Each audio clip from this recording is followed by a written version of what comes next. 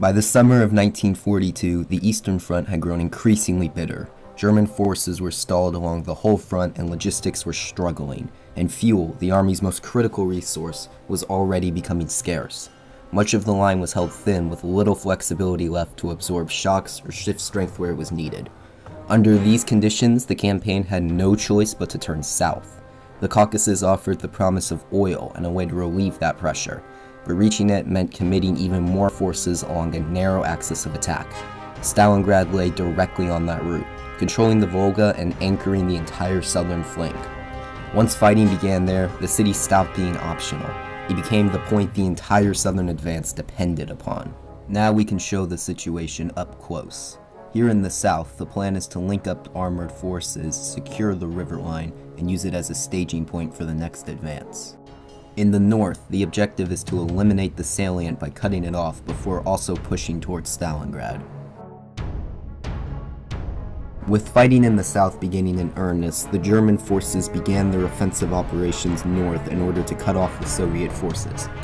2 infantry divisions and 3 armored units quickly made their ways behind the Soviet line and successfully cut off forces in the south. The German forces quickly moved inwards in order to secure the pocket and prevent a Soviet breakout attempt, quickly surrounding it and beginning their assault, successfully destroying an infantry division and a tank battalion.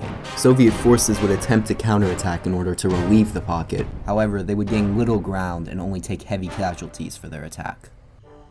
Meanwhile, in the north, German forces also began their assault, launching a full-scale frontal attack in the south and obliterating several Soviet positions opposing them.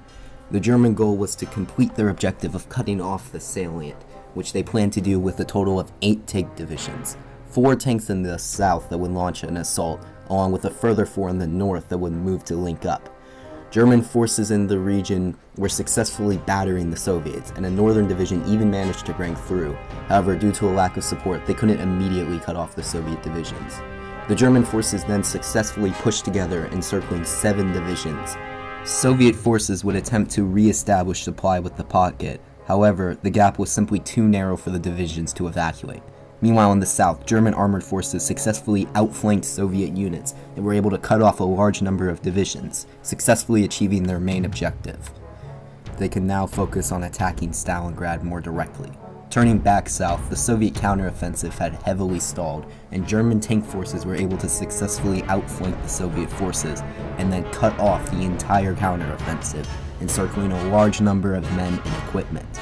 The German forces then quickly liquidated the pocket with a tank and infantry assault, causing heavy casualties to the Soviet divisions and forcing the remaining ones to become prisoners of war. This left the Soviet forces in the south dangerously low on men and equipment. Moving back north, the Germans had liquidated their pockets and then moved to cut off 4 more Soviet divisions. However, the Soviets were able to send an infantry division in and re-establish supply. The Germans would then turn inward in an attempt to kill all of the Soviet divisions through a direct assault. This would prove successful as the Germans possessed several tank units while the Soviets only possessed 1, and they were able to destroy and then encircle all of the divisions present near the city. The Soviets would attempt a counteroffensive in the north. However, this would fail as the Germans had an armored unit present that obliterated most of the Soviet infantry opposing them. The south, however, was the opposite, and the German tank unit was obliterated by several Soviet armored units. The Germans would then hold a more steady front as the Soviets struggled to break through their well-defended and elastic line.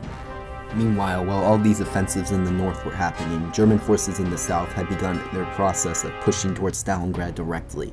The Soviet forces opposing them were weak, and many of them were cut off and destroyed. German forces would then also mass in the north for an assault towards the town present there. They easily broke through the weak Soviet infantry, and then they ordered a full-scale frontal assault in order to break through. The Soviet forces were outmatched and outflanked, and the German forces rapidly advanced directly towards Stalingrad. The Germans faced little opposition in their advance and successfully took the positions outside the city of Stalingrad itself. By this point, the Soviet forces in the north, who had actually successfully taken the town from the German forces, had little choice but to withdraw lest they face encirclement. By this point, the failure of the Soviet forces to hold the Germans on the outer banks of the city meant that the fighting had come to Stalingrad itself. The Soviet Union had deployed a large number of reserves to the city and prepared to fight the Germans directly within Stalingrad. What would follow is months upon months of brutal street combat, with one house lasting more than the entire time it took to take France. The German forces would achieve little ground for huge casualties, and the Soviet forces constantly counterattacked, inflicting heavy losses upon the German forces. During this time, many of the German armored units lost most of their strength, or they became bogged down and unable to rapidly relocate. Meanwhile, in the north, the Romanian forces had become dangerously undersupplied, under-equipped, and under-trained. They had no real way of holding the German flank in a meaningful manner, and the Soviet forces swiftly sought to take advantage of this weakness. Soviet forces would begin their assault against the Romanian positions. The under-equipped Romanian forces struggled to fight the Soviet units, who were well-equipped and well-supplied for the offensive. The Romanian forces were then cut off, encircled, and fully destroyed in only a matter of days, which shocked the German high command. The Soviets would then press their advantage, encircling the remaining 2 Romanian divisions before sending their reserves in. In the south, a Soviet armored unit along with 2 infantry divisions battled for a supply hub with a German unit holding it. The German division was outmatched and defeated, resulting in the fall of the supply hub. The Soviet forces then pushed together to link up fully and cut off Stalingrad, which after only a couple of days of fighting, they had successfully done. With that, the battle for Stalingrad itself continued. The German forces attempted to hold out in a vain hope of a breakout attempt. However, there was nobody to break them out. Soviet forces surrounded the remaining German armored divisions in the north and completely battered them, slowly wearing them down. Meanwhile, in the south, a group was also fully cut off and slowly destroyed.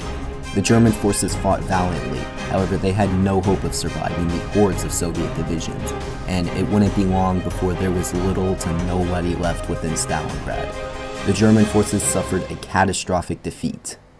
By this point, the remaining German forces that had assembled to defend the new line decided to fully retreat as it became apparent that the Stalingrad had already fallen.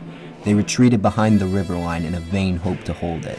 However, it quickly became apparent that there were hordes upon hordes of Soviet divisions approaching them, as the units, now freed up from Stalingrad, could launch an assault to liberate the river. The Soviets in many regions outnumbered the Germans over 5-1, and the river line was impossible to hold. In the north, a withdrawal was ordered in order to avoid encirclement, and Soviet divisions flooded over the river line. The German forces attempted to retreat further, however they had run out of room to retreat, and in the end had no choice but to withdraw from the theater to a more defensive position. In the south, the German forces realized their position was untenable, and after much consideration decided to withdraw from the theater as well. One division was left as a rearguard to protect their flank, and after months of fighting, the battle for Stalingrad was finally over.